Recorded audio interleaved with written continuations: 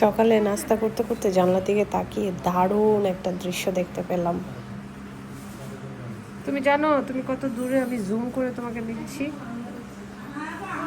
হ্যাঁ, মাশাল্লাহ তুমি কত সুন্দর। লাল লেজু, হ্যাঁ লাল লেজু, হ্যাঁ লাল লেজু, লাল লেজু। তুমি এখানের একটা পাখি, আমার বাসাতেও তো অনেক পাখি আসে জানো।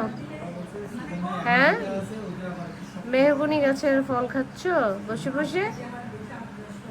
হ্যাঁ, এই গাছটা কত বড়,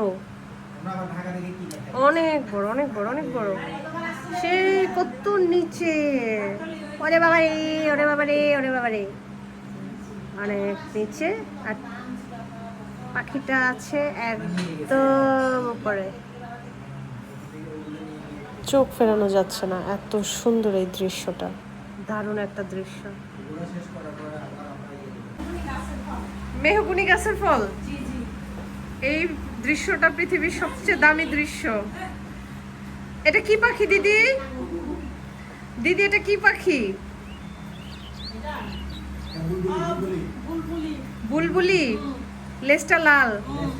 বুলবুলিতে খায় মেহগুনি গাছের ফল। দিদি একটা কবিতা বানায় ফেলেন।